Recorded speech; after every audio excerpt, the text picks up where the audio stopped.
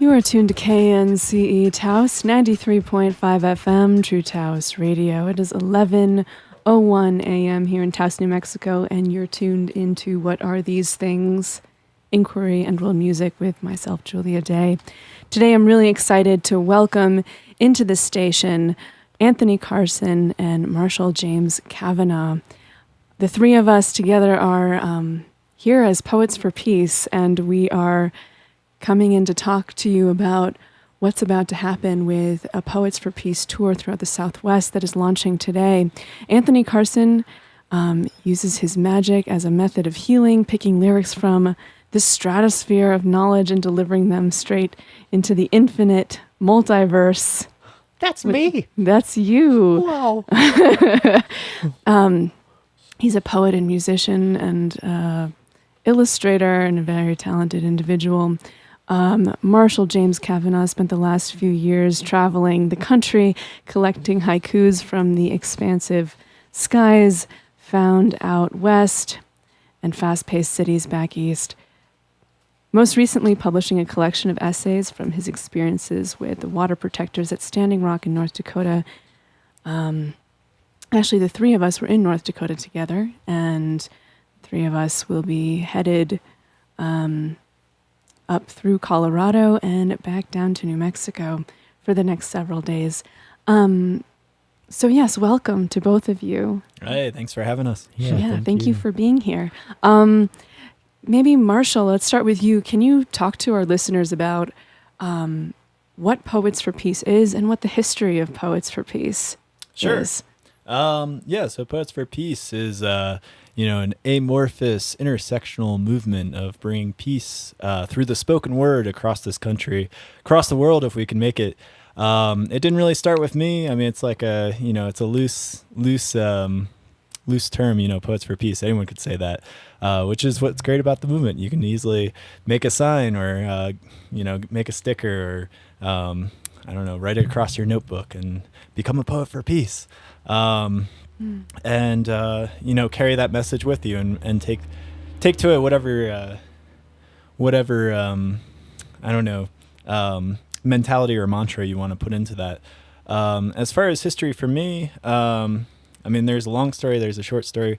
Short story is I was kind of like everyone else this year, I was kind of paralyzed with fear and regret and sorrow and sadness with like what's happening as far as the current administration of our country, and also just it's been 15 years of war in the Middle East, and I feel like the whole time I've been alive, America has been picking fights in different territories, usually smaller countries around the world. So for the last 30 years that I've been alive, we've been at war with someone. I don't know. I took my experiences from Standing Rock last year that we were all at last November, and also from previous movements, and just kind of was like, well, what do I offer? I'm a poet. How do I help? I mean, I'd already been writing these political essays, but how can I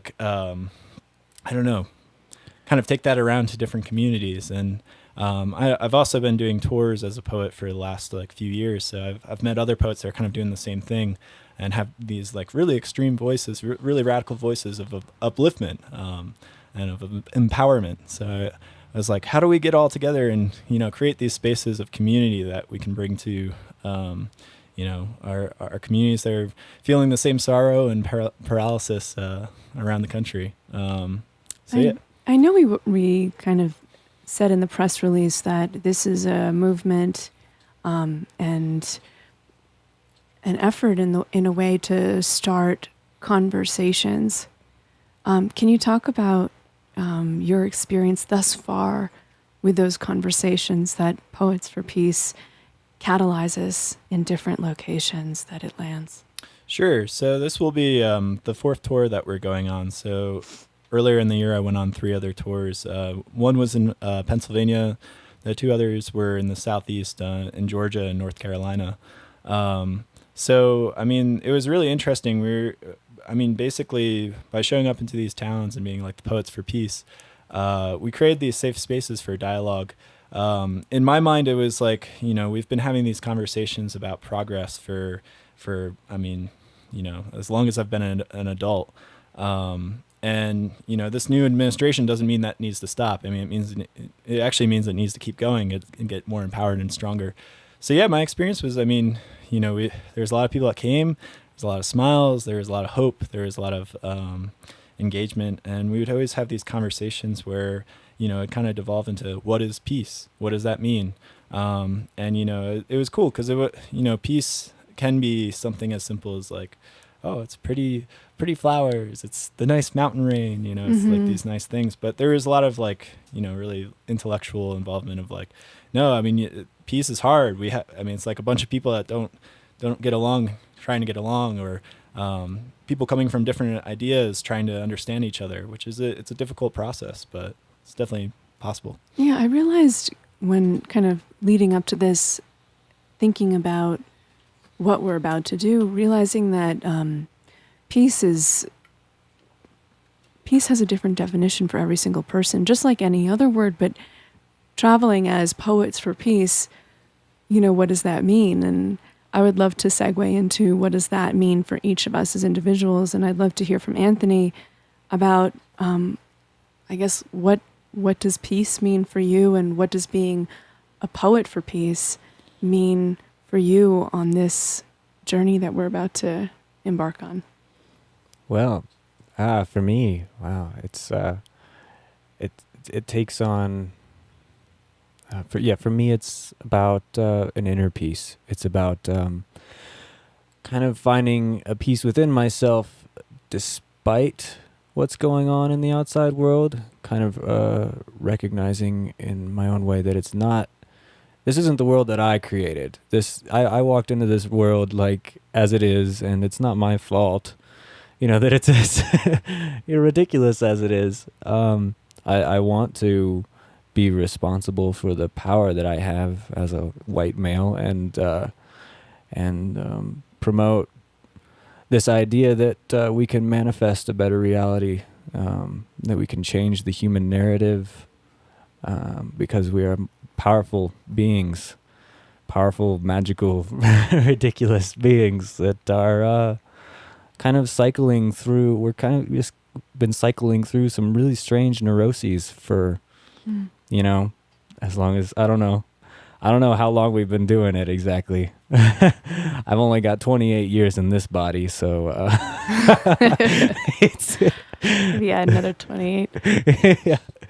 So that's just what I believe, and I'm always open to as the phoenix does, dying and being reborn. But right now I'm a part of this experiment that says we can redirect our minds away from cynicism and certain negativities. Keep them in check. There's time for anger, there's time for sadness, but and they serve a purpose. But just like I'm cycling through these ideas, and it's an experiment. Yeah. And how can you talk to our listeners who might not be all familiar with what it is that you do? Can you talk about how your work translates peace, and what your work is at this time? At this point in time, through my music, through my illustrations, I kind of I'm illustrating a sense of knowing that there is a purpose behind things that I don't really understand, that I don't, that I can trust, and I don't have to understand or comprehend. If I'm, kind of moving in a direction of trust, and having faith that all these strange things that happen have a purpose. If I'm directing my life in that way, then it'll help it to bring about a more balanced reality. It comes, and I put those all kinds of ideas like that into my songs and my drawings. There's symbols, infinity signs. Like we're a part of an infinite dream that our human minds can't really wrap itself around infinity. And I draw a lot of eyes, and to me the eye represents a sense of knowing, that there is something beyond what we can see, what our minds can hold.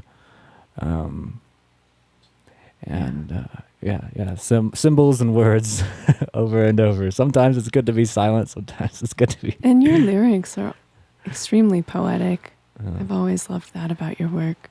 Thank you. Marshall, what about for you? What does peace mean for you, and what it is that you do to translate that in your work, and what does your work look like? Sure.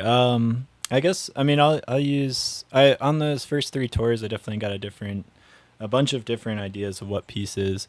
One that's really stuck with me, that's really simple, it comes from Stephanie B., one of the other poets for peace that traveled with me around Pennsylvania, is just the idea that, peace is everyone being able to be themselves without anyone else telling them what to do. I mean, and that doesn't mean like, okay, you can go out and like kill a bunch of people, but without consequences. But what it means is like, we all have these cultures, we all have these personal identities, we all have these sexual preferences, gender identities, and there shouldn't be anyone like the government or like, I don't know, like your minister or even your parents just saying, no, you can't do that. It should be like, no, be empowered to be yourself.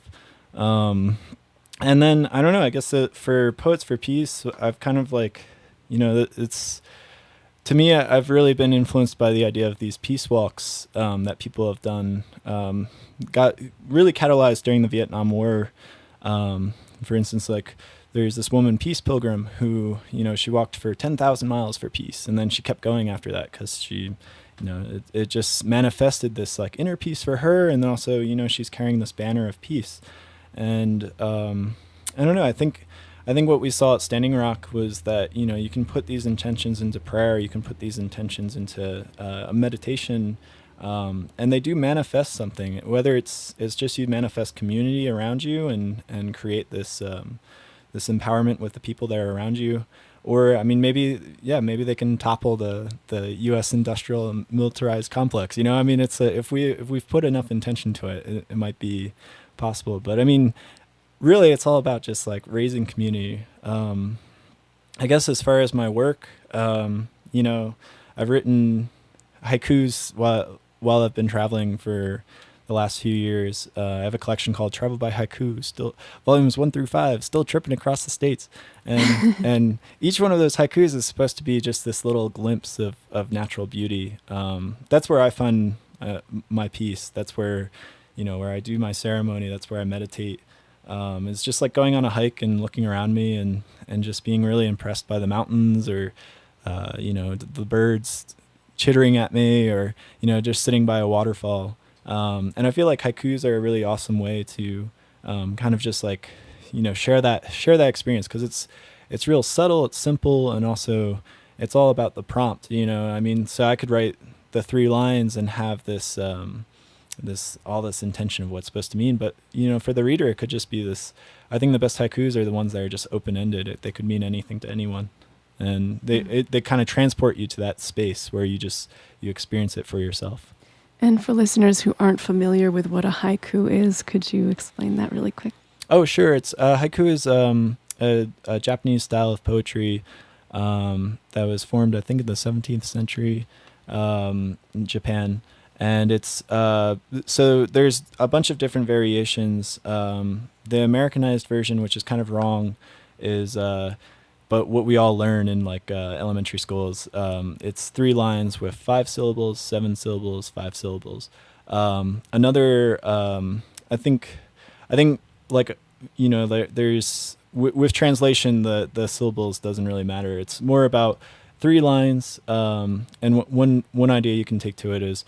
So it's 3 lines. The first line is an observation. The second line is an emotional response to that observation. And then the third line is a universal truth that like brings it all together.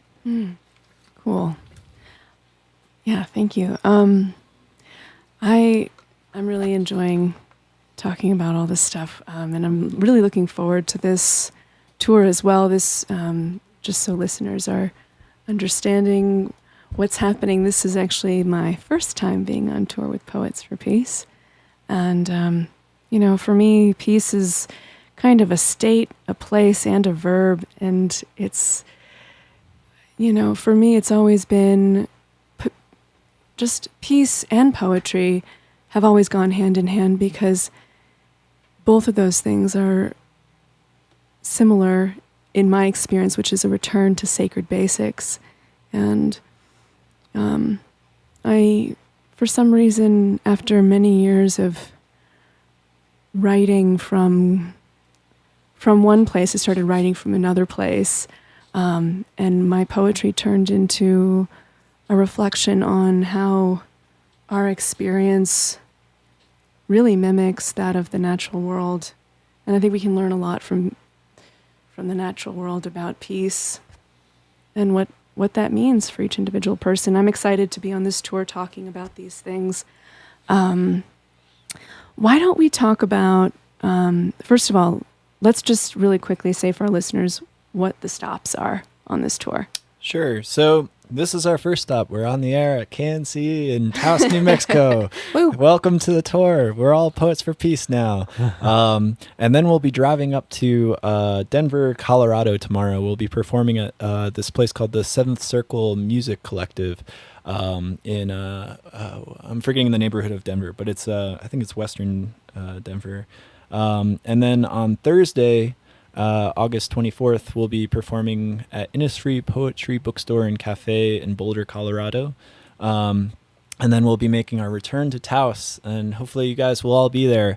On Friday, August 25th, we'll be performing at Ennui Gallery. It's in downtown Taos, New Mexico, just off the John Dunn Shops alleyway on Bent Street. So yeah. Yes, and we'll be joined by couple of other really awesome poets from this community. Coral Dawn Burnell will be there reading her incredible work, and Alexandra Grajeda as well. So definitely come out to that, folks. And it's free or by donation. It's by donation. We'll be collecting donations for the performers. There'll also be books for sale and other items for sale. But yeah, I mean, it's like... I guess, yeah, I don't know. Whatever you have to offer, that's fine. If you don't have anything, please come out and enjoy the readings, as well as there's going to be an open word exchange at the end of the event on Friday. So feel free to bring something short to share, or even if you're inspired by what you hear that night and you want to just enter in the conversation and add your idea of what peace is. Because, I mean, that's what it is. We're just trying to create safe space for conversation and empowerment and progress. Cool. Well, we're going to dive into a quick music break, and then we'll be back and we'll be performing some work for our listeners. You're listening to KNCE Taos 93.5 FM, True Taos Radio. I'm Julia Daye. Thanks for being with us.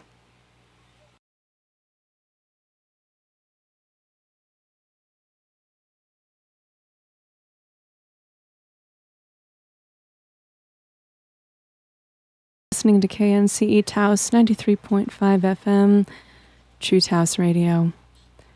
I am Julia Daye here with Marshall James Kavanaugh and Anthony Carson.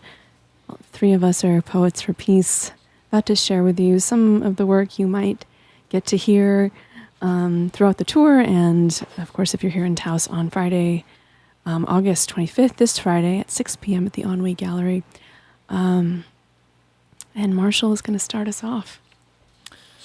So this is an essay called Veterans Day. It's from a collection of essays I wrote last year about my experiences at Standing Rock, called Water is the New Precedent. And this is about an action that we went out on in the morning on Veterans Day. Wake up! Wake up! Yells the morning announcements. You're not on vacation! Each morning begins around 6 a.m. The stars are still out and the dawn is just rising. This morning the camp is cloaked in fog from the river. There's frost on the riverbanks. It feels mystical the way the spirit swells here. We make our way over to the sacred fire. There's an action plan for Veterans Day. 100 veterans are marching to the front lines to share a ceremony with the DAPL workers and police officers to remind those service members in their ranks that we're not foreign combatants. The sacred fire holds prayer. A grandmother tells us her story of serving as a nurse in World War II. There's talk of the Sioux language being used for code to stump the Third Reich, and how later the Navajo language was used.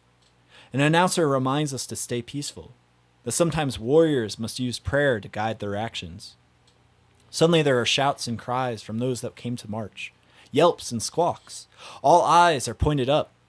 Bald Eagle soars overhead, her impressive wingspan circling the camp. She swings about, above, only 10 feet over us, gliding to the edge of camp and then back again, inciting cheers from below across our path. Then there are more yelps from the other side of camp. At the sacred fire, we look over and we see our bald eagle joined by 2 others, spreading the fog wide so that the sun again shines through blue sky. That's a good omen, someone says. The eagle has given us its blessing, the announcer says. That doesn't happen around here every day, folks, referring to the eagle sighting. The prayer walk begins led by brothers, uncles, and grandfathers in uniform, carrying flags from their tribe and from their unit. An 80-foot-long American flag follows them, held out along the march. We go up the hill and come around the bend, overlooking a bridge that is blockaded. 2 giant burned-out military trucks parked against each other, blocking the road. Behind them sit all sorts of support vehicles, mostly police cruisers, but also a sound cannon and several other unidentified military craft. This is the old way of man's oppression. It looks like a war zone. It feels like it's abandoned, as if the Morton County Sheriff pulled back his troops so as not to lose their hearts to our camaraderie and compassion, to see their brothers and sisters that they have already attacked several times as actual humans, as folks they have shared arms with behind enemy lines, defending their home. The ceremony continues without them. A combination of native drums and military taps are played. Prayers are sung from memory and spoken from the Bible. The voices of the rainbow people continue to holler at every refrain. Speeches are made. Stories are shared. Ashes of a fallen warrior who served in Nam are scattered to the river. The bald eagle returns to watch over the march. A sign that reads, "End the bankers' wars," blows in the wind. Beside us, the river flows a murky blue. The brightest place in the country still continues to shine. Making peace. I have moved into the lyrical portion of this particular life dance wave, emptying, grieving, negotiating gravity with my feet and heart. Not too heavy, not too light, toward a stillness for which I have begged the divine for some time. I want peace, I want peace, I want peace, I say. Today, I ask for peace. So, slowly, I piece it together, saying goodbye to all that I hold that is not treaty. I offer others what I hope she looks like, what I have, combined in humble circles. This is another essay from Water is the New President. It's called Hart Warriors. And before I read it, I guess I like to tell readers that I am Irish American born person. So I'm not the voice of the movement that was behind Standing Rock. It was it still is an indigenous led movement. It's spread to other places, even though the camps up at Standing Rock were evicted. So when you hear my voice, don't think of a white man. Think of your indigenous elders. Think of the First Nations people that were in this country. This one is called Hart Warriors. Perhaps what I miss the most is being referred to as warrior. Warriors! Protect your sisters. Protect your aunts and grandmothers. Form a line to surround them in prayer. Hold the line, warriors. Warriors, form up. We'll build a fire for the woman's sweat. A big fire. Be in prayer as you build this fire. Think of the women in your life. Think of the women you love. Hold them in your heart as you gather wood. Hold them there as you chop it. This whole ceremony is a prayer. After the fire is built, you'll stand guard over your sisters. Make sure no one comes in to disrupt the ceremony. Make sure no one is gawking or taking photos. Make sure the woman feels safe so they can be in prayer. Make sure the fire is healing. Warriors, don't leave anyone behind. You need to watch out for your elders. Make sure you offer them a hand to get back to safety. Your duty is to protect your elders, to protect your sisters, to protect the future generations. Warriors, be strong, protect life. So my inner Ares, god of war, already feeling greatly encouraged with this axe in my hands, swinging at the logs, building campfires and living a rugged, simple life, smiles to be referred to in this way, empowered by a culture of strength. Though one day an elder revealed the warrior in Lakota culture is not so much a person who goes out onto the battlefield ensnared by a cycle of bloodshed, but instead is a person who is heavy with heart, feeling all things, and following the flow of life through their veins, protecting those around them, recognizing the sacredness of life, and how the heart's ability to love is the only way to restore balance when darkness has overtaken the light. It is the second definition of warrior that I felt the strongest while camped out with fellow water protectors in North Dakota, defending the sacred waters of over 18 million people downstream, living off the land in a community strengthened by love. There are plenty of days where the weight of my heart caused tears in my eyes. I would weep by the river I stood near to defend. Other days, I was overwhelmed by so much hope and love. My whole body glowed from the embrace of this inner warmth. Inside myself, I felt a peace of action, doing right by my being.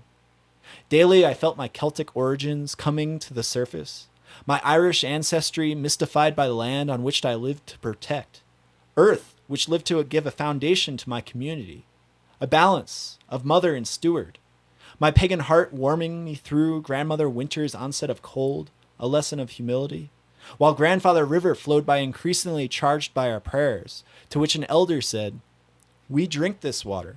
Dapple drinks this water. The police drink this water. We are all drinking this water that we've put so much prayer into. Eventually these waters will be so full of prayer, they will be unable to resist. The conflict will resolve itself. The people of this land will be healed. The scars on the mother will be replaced by a harvest shared by all. A coming together of all people will be celebrated. Water is life will be the refrain." I met some of the bravest, most creative, inspiring, strong people during my time at Standing Rock. They came from all generations and backgrounds. Something pulled at their hearts and brought them there. Some traveling thousands of miles and across vast landscapes and even oceans. Over 500 flags from over 500 indigenous nations displayed in the wind proudly. These water protectors, each from a long line of warriors, using their hearts to defend the sacredness of life. This battle is ongoing. It'll spread to each of our communities. Everywhere it spreads, be sure there will be warriors there to carry love in their hearts. Enough love to protect life. No spiritual surrender. Resolving joy. This fear is a fear of losing the velocity I've hoped is myself, of sacrificing a wild and industrial motion to an uncertain abyss in peaceful rapture. What is youth but fighting peace with every muscle? Does progress exist without a continuous leaning forward? And what of my curiosity, who contests all comfort as I sit quietly? I will not succumb to stillness, I will not succumb to stillness, it says. But when stillness visits, I dare say there is a deliciousness that I allow myself to inhabit for whole minutes at a time, before redosing myself with urgency. Dear one, imagine we knew not of our own mortality.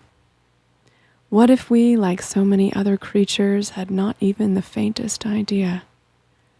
How would be this day, this question?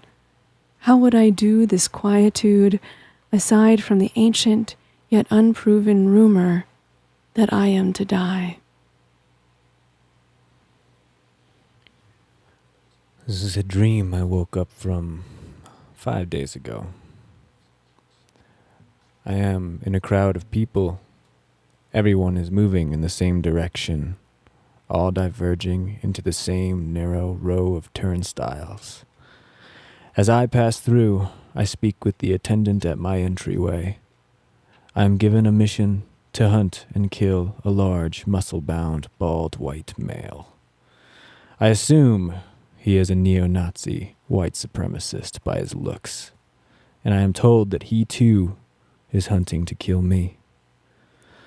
I peer through a corridor of changing rooms, and I do not change.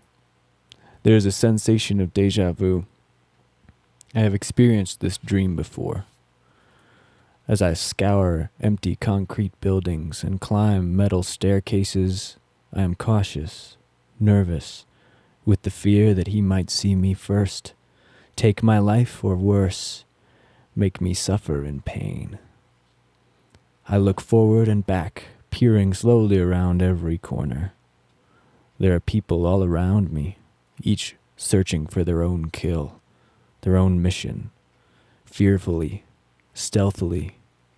There are also those walking around plazas talking and laughing, smelling flowers, as though they have no objective. He is in my mind. I see his face, his crooked smile. I remember that this dream has happened before, and I killed him, blood all over, and some sense of superiority, of justice. I decide, after seeing a road which I chose to walk down in the dream before, the one in which I found my target. This time, I want to try an experiment. I want to choose to take a bit different path, to avoid bloodshed, and to see what else may come.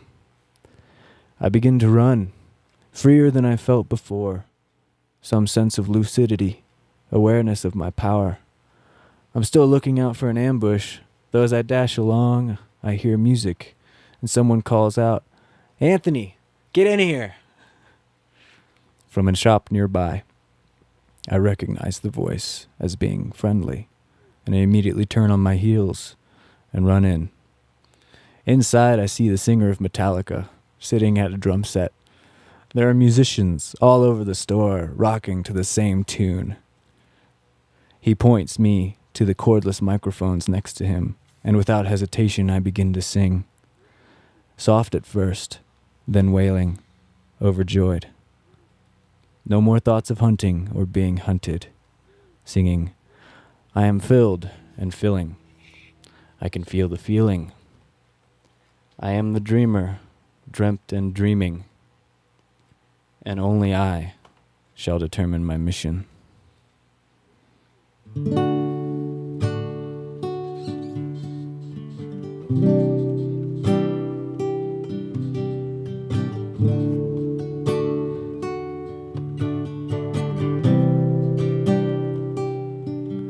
There are times when I believe that it takes a fight to see just how pointless it is to fight at all,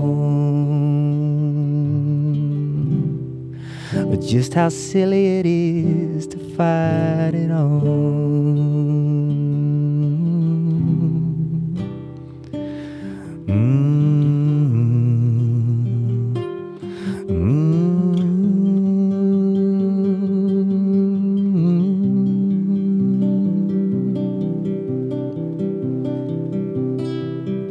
Oh, there's sometimes you hold, sometimes let it unfold.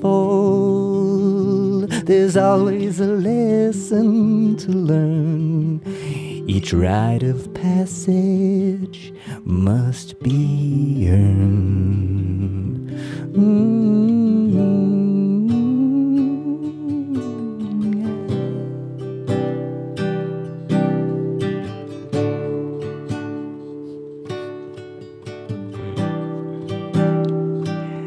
Oh, there are times that I believe that it takes losing everything everything to see I really don't own a thing at all.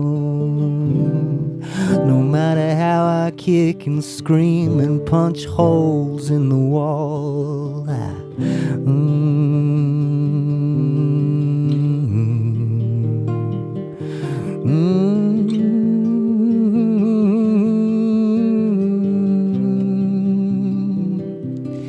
Yeah, sometimes you hold her, and sometimes you let it explode.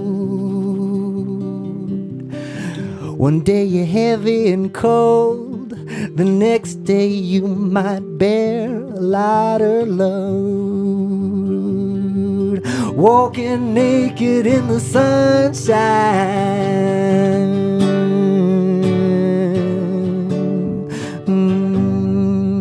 walking naked in the sunshine.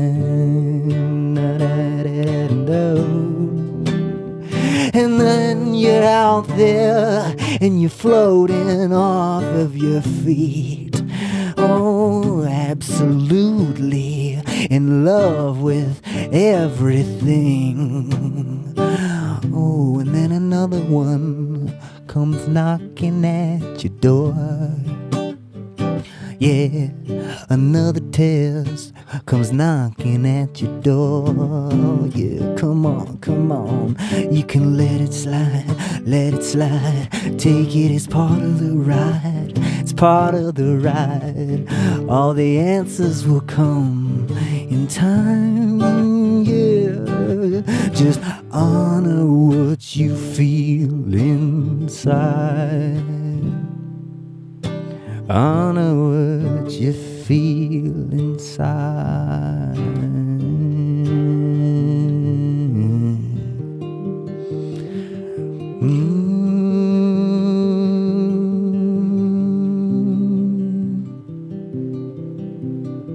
Sometimes you hold, and sometimes you let it all unfold. Oh, there is a time to change, and there is a time to remain unswayed. There is a time to change, there is a time to remain unswayed,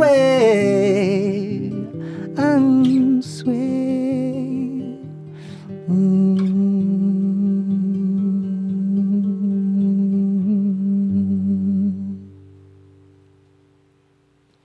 Thank you. All right, that was Anthony Carson, and we just concluded our kind of performance round robin here. Once again, we are Poets for Peace and heading on tour, having our homecoming show on Friday, August 25th. That's this Friday at the Ennui Gallery. Just come and join us this Friday. We'll be joined by Coral Don Bernal and Alexandra Grajeda. And that'll be a really, really special one. So we're looking forward to seeing you all there. It's by donation, so... And it starts at 6 p.m. And it starts at 6 p.m., at the Ennui Gallery this Friday, August 25th. Once again, thank you to Anthony Carson and Marshall James Kavanaugh for being on the show today. Yeah, and thank you all so much. Thank you, Julia. Yeah, You're Poets so for awesome. Peace. Join the movement today. Make a sign. Become a poet for peace and share those words of encouragement to your Or community. anything for peace. Change the narrative. Yeah, anything for peace. We all need a lot more peace in our Yeah. lives. So. Computer software engineers for peace. Yeah, Heck yeah. that would be great. I think I know one, Yeah. actually. So- Anyway, folks. All right, let's dive back into the music. I'm Julia Daye. Thank you so much for being with us on KNCE Taos 93.5 FM, True Taos Radio.